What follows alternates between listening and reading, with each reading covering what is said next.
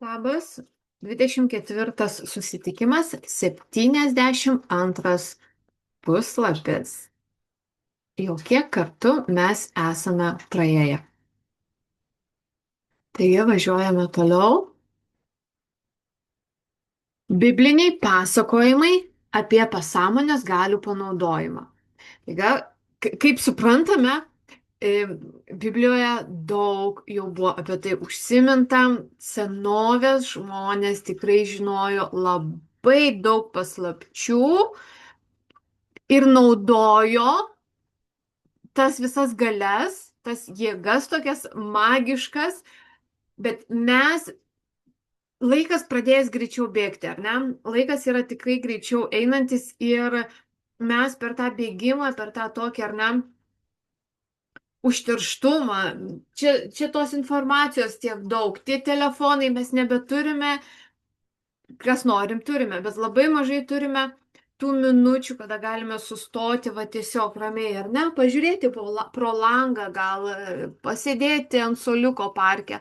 Taip, kas bedaro, nu nežinau, visi kažkur su tais technologijom ir dingę yra atsiskyrę nuo gamtos ir labai mes nutolę nuo tų magiškų galių, apie kurias net Biblija pasakoja ir mūsų senoliai štai naudojo ir stebuklus darė.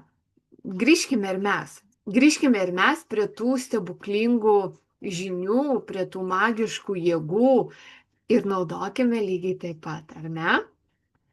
Ko tik melsdamiesi prašote, tikėkite, kad gaunate ir tikrai tai bus. Vėl tikėjimas, ar ne? Koks yra svarbus tikėjimas? Kuo tu tiki, tai privalo pasirodyti tavo gyvenime. Privalo. Dar kartą perskaitykite šį fragmentą ir atkreipkite dėmesį į laikų skirtumus. Veiksmažodžio prašote ir gaunate esamasis laikas, o veiksmažodžio bus būsimasis. Dabar prašai, dabar tiki, kad gauni. Ir tai atsiras. Kaip įdomiai, iš tikrųjų, ar ne? Aš neatkreipiau dėmesio, kai perskaičiau. Dabar prašai esamasis laikas. Dabar tiki, kad gaunate, ne kad gausite. Tikėkite, kad gaunate. Ir tikrai taip bus. Ateitis tau tą atneš. Įkvėpimo pagautas raštininkas tokiu iš pirmo žvilgsnio nereikšmingų gramatinių formų skirtumų bandė perteikti mums tai, kas yra nepaprastai svarbu. Jeigu sugalvosite ir kaip neginčiamą faktą priimsite tiesą dabar, kad mūsų troškimas jau yra įvykdytas ir užbaigtas, kad jis jau yra įgyvendintas, mūsų noras iš tikrųjų bus realizuotas ateityje. Anksčiau ar vėliau, kodėl ne, vėl aš pasikartosiu, why not? Kodėl nepabandus šitų magiškų metodų padirbėti šiek tiek, mums nieko nekainuoja. Mums visiškai nekainuoja štai padirbėti ir pamanifestuoti, pavizualizuoti savo ateitį tokią, kokią norim turėti. Ir taip bus. Anksčiau ar vėliau pasirodys. Laikas, kada priklauso nuo tavo tikėjimo stiprumo ir nuo kaip tu esi pasiruošęs tai priimti. Aš pasakojau, ar ne, kad aš jau 4 metai savo naują namą manifestuoju. Aš žinau, kodėl jo nėra dar čia. Aš nesu pasiruošusi jį priimti. Aš dar nepasiruošus, aš tą tiksliai žinau. Todėl tiesiog aš einu prie artimesnių, mažesnių mano tikslų. Ir tai afirminu, manifestuoju, įsivaizduoju, išjaučiu dabar ir tai pasirodo mano gyvenime. Vieną dalyką aš manifestavau irgi apie 3 metus ir tai pasirodė. Ir tai buvo didis dalykas. Ir aš nepamečiau to, kiekvienais metais man buvo, kad aš jau turiu tokią dieną, ateina tas laikas, gerai, pratęsiu dar 6 mėnesius, aš jau turiu va tokią dieną Atėjo laikas, vėl pratęsiau. Jeigu tu dar neturi čia, tai dar nereiškia, kad tu niekados negausi. Tai reiškia, kad tu dar turi įgauti gal kažkokių žinių. Tu turi dar apsitaisyti save įrankiais, kad kai tai ateina, kad tu tikrai žinai, kaip save suvaldyti, ką daryti, kaip elgtis. Tu turi gal kažkokių dar tų skilų ar ne, tų patirčių įgauti, įgūdžių tiesiog. Tai dėl to ir yra, kad arba tu netiki, kad gali turėti, todėl lėtėja manifestavimas, arba tau dar nelaikas, tu turi dar šiek tiek papildyti savo įgūdžius ir žinias ir tada bus tau atsiųsta. Bet tai tikrai pasirodys. Šio metodo sėkmė priklauso nuo tvirto įsitikinimo, kad mintis, idėja, vaizdinys tai realus faktas. Materializuojasi tik tie vaizduotės dariniai, apie kuriuos galvojama kaip apie faktiškai egzistuojančius. Šiais keliais paslaptingais žodžiais glaustai ir tiksliai paaiškinama, kaip pasinaudoti kuriamąją mąstymo gale ir įtikinti pasąmonę, jog reikia kokio nors konkretaus dalyko. Mintis, idėja, planas ar tikslas savo prigimtimi yra tokie pat realūs kaip ir jūsų ranka ar širdis. Tavo mintis, tavo idėja, tavo planas, sako, yra tokia pat reali, kaip va tavo ranka ir kad tavo širdis va plakanti. Tu tikrai žinai, tu tikrai matai, ar ne ranką čia, nu va tikra, aš galiu paliesti. Lygiai taip pat tavo mintis ir tavo planas. Tai yra tikra, realu. Vadovaudamiesi Biblijoje nurodytų metodų, galutinai išmetame iš galvos visus svarstymus apie sąlygas, aplinkybės, bet ką, kas gali išprovokuoti liūdnus padarinius. Išmetame, kaip aš ir sakiau, ar ne? Ar tu nori, kai pradedi eiti negatyvą, ten paklausk, stop, ar aš to noriu? Ne. Ko aš norėčiau? Aš noriu, kad man taip ir taip, taip ir taip, taip ir taip. Ir vėl mes perinam į pozityvę pusę ir vėl mes matome, įsivaizduojame, kūrėme, planuojame. Proto soduose sėjate sėklas, mintis, kurios nebejotinai subrandins apčiopamą derlių, jeigu netrukdysite joms dygti. Ką tu pasodini į pasąmonę vienodai, ar tai yra piktybinė kažkokia tai idėja, ar tai yra tikslinga ir pozityvi idėja, vienodai pasąmonė augina. Tai tu tiesiog sąmoningai mintimis turi rinktis, kokias sėklas tu sodini. Pagrindinė sąlyga, kurią iškėlė Jėzus, tai tikėjimas, ar ne? Kas esate matę irgi tą visą istoriją, per kūčias dažnai rodo tą kiną, tos filmus, kad Jėzus labai tikėjo, ar ne? Ir jisai išgydė, ar ne, ten vaikas, kas ten negalėjo vaikščioti, jis atėjo, sako, eik, tu eik, žinai, ir atsistojo ir nuėjo vaikas. Tai tikėjimas, jis į viską ir ėjo per tikėjimą. Gerai įsiskaitykite Bibliją. Tebūnie jums, kaip tikite. Mes tą ir gauname, kaip tikime. Kai sėjate į dirvą konkrečios rūšies sėklas, nebejojate, kad užaugs tai, ką pasėjote. Jeigu mes pasodinom morkų sėklas, mes morkų ir tikimės. Nu, kartais būna koks nors, ar ne, ten agurkas įsimaišęs iš praeitų metų ar dar kažką. Bet jeigu mes pasodiname morkas, mes tikimės to vietoj morkos, ten sodinau salotas, ten ridikėliai, ten kopūstai, mes tą ir tikimės, kad tai išaugs. Lygiai taip pat yra ir su mumis, su mūsų mintimis. Ką mes pasodiname, tą ir išauginame. O tas išaugintas dalykas pasirodo mūsų situacijom, įvykiais, aplinkybėmis, rezultatai, tie apčiuopiami jau. Žinote, kokios yra sėklos, todėl pasikliaudami augimo ir žemdirbystės dėsniais laukite daigų, ar ne, tokių pačių, kaip ir sakėm. Tikėjimas, aprašytas Biblijoje, yra tam tikras mąstymo būdas, proto pozicija.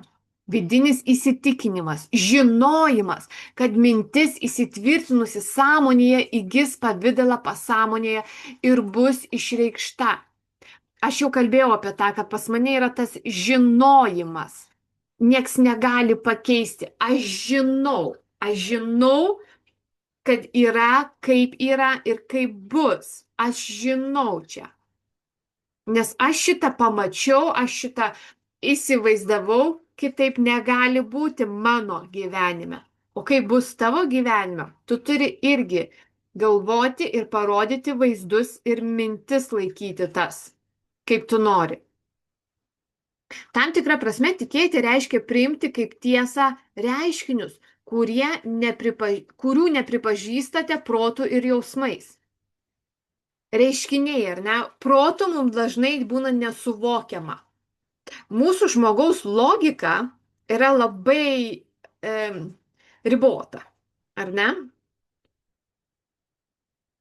O yra daug daugiau negu kad mes matome ir suprantame. Kartais mums sunku suprasti, bet atsitinka. Tai ką reikia daryti? Tiesiog tikėti, jog yra stebuklų.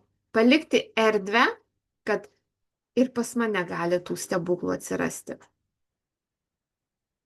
Tam tikrą prasme tikėti reiškia priimti, perskaičiau. Kitaip sakant, atsiriboti, neklausyti menko, racionalaus, analitinio, sąmoningo proto balso ir visiškai pasikliauti vidinę pasąmonės gale.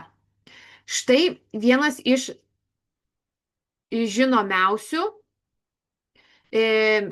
pavyzdžių, pabėgau. Iš žinomiausių pavyzdžių apie biblinį gydymo būdą. Kai jis pasiekė namus, neregiai užėjo pas jį. Jėzus paklausė, ar tikite, kad aš galiu jūs pagydyti? Šie atsakė, taip viešpatie. Tada jis palėtė jų akis ir tarė, tebūnie jums, kaip tikite. Ir atsivėrė jiems akis. Jėzus prigrasė, žiūrėkite, kad niekas nesužinotų. Kaip įdomiai. Žiūrėkite, kad niekas nesužinotų. Kodėl? Bet vat, visų pirmiausia, kas daro, ar ne? Jis paklausė, ar tikite, kad aš galiu jūs pagydyti? Jeigu tie žmonės būtų atsakę ne, tai gal Jėzui būtų ir nepavykę jų pagydyti. Bet dabar, kadangi gavo patvirtinimą tikėjimo, jisai galėjo drąsiai juos gydyti.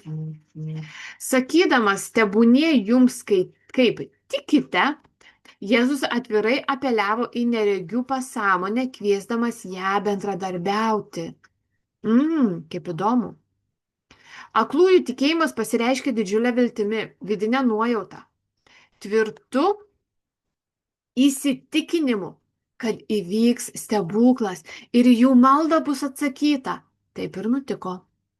Šį gydymo būdą nuo seno gerbė ir taiko gydančios grupuotės iš viso pasaulio, nepaisant to, kokią religiją jos išpažįsta. Ką norėjau sakyti irgi, kad apie tą, kad įvyks stebuklas, ar ne? Nu, jeigu pas tave dar gyvenime nebuvo stebuklų, tai vat tiesiog, ar ne? Ko mums reikia? Neblokuoti. Neblokuoti idėjos, kad tai gali nutikti ir pas mane gyvenime. Tai gali nutikti ir pas mane. Su pirmiausia, leisti savo, nes jei mes blokuojame, kaip ir tai, ir ne, Jėzus paklausė, ar tikite. Jeigu mes blokuosime, kad čia nesąmonės, man tikrai taip, čia iš vis kažkokie vėjai. Jeigu tu taip blokuosi, tau stebuklų nenutiks.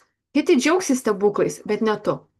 Tai vad, palikti tas duris ar langą pravirą, kad, maža kas. Gal koks stebuklas ir įskris pas mane į gyvenimą. Žodžiais, žiūrėkite, kad niekas nesužinotų, čia tai man labai įdomi, kodėl jis tai pasakė. Jėzus ragino išgydytus ligonius neaptarinėti savo išgyjimo su kitais. Jeigu šie nepaklausytų, juos galėtų sutrikdyti skeptiškas ir žeminantis netikinčiųjų kritiškumas. Apnuodiję pasąmonę, baimės, abejonių ir nerimo mintimis, jie savo ruožtu vėl galėtų prarasti regėjimą, kurį grąžino Jėzaus ranka. Supratau, kad kiti žmonės neišpeiktų ir nepasėtų tų tokių skeptiškų minčių, baimės, kad tai gali išnykti, tai nelaikinai, tai trumpalaikis kažkoks pagerėjimas. Supratau dabar mintį. Kai ligoniai atėjo pas Jėzų, kad juos išgydytų, jie pasveiko dėl savo pačių tikėjimo, kurį sustiprino Dievo Sūnaus tikėjimas ir žinojimas apie gydomąją pasąmonės galę. Dvasioje jis tikėjo viskuo, ką skelbė. Jis ir žmonės, kuriems reikėjo pagalbos, tapo vienu universaliu subjektyviu protu. Ir tylus vidinis jo žinojimas bei tikrumas gydomąją gale pakeitė negatyvius ir destruktyvius vaizdinius ligonių pasąmonėje. Kas per kūriniai mes esam? Nu, kokia jėga mumise glūdi? Sėkmingas gydymas liudijo vidinį mąstysenos pasikeitimą. Savo įsakymais Jėzus apeliavo ne tik į pacientų pasąmonę, bet ir į savo žinojimą, jausmus ir absoliutų tikėjimą tuo, kad pasąmonė atsakys į valdingai ištartus žodžius. Ko tu nori? Kasdien kartok. Ir taip, ar ne? Kad jokių tų diskusijų, ar ne? Tiesiog taip ir ne kitaip. Ir tiesiog kartok savo pasąmonį, kad aš noriu tokio gyvenimo, aš noriu turėti tokius dalykus ir aš jau jaučiu, kaip aš turiu, nes labai labai svarbu yra jausmas, vėl pasikartosiu, ar ne? Labai yra svarbu išjautimas ir kaip sakė tenai, kad jau dabar tu gauni, tada ir ateis. Jau dabar tu jauti, kad tu turi, jau dabar tu viską tame esi, būk toje energijoje, ar ne, kad aš turiu, aš esu tik, dar nematau šalia savęs, bet jau tai yra mano, aš jau tau užsisakęs.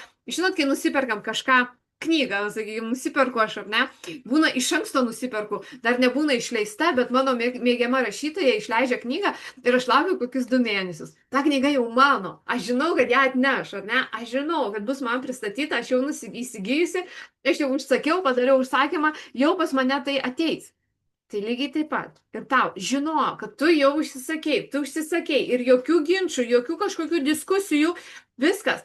Tai yra, ko aš noriu, tai yra, ko aš siekiu ir tai jau yra mano tik laiko klausimas, kada aš tai jau laikysiu savo rankose, kada aš tai pamatysiu savo akimis. Nes taip visada ir įvyksta, visi mūsų norimi dalykai, mūsų manifestacijos šitaip vyksta. Iki susimatymo rytoj.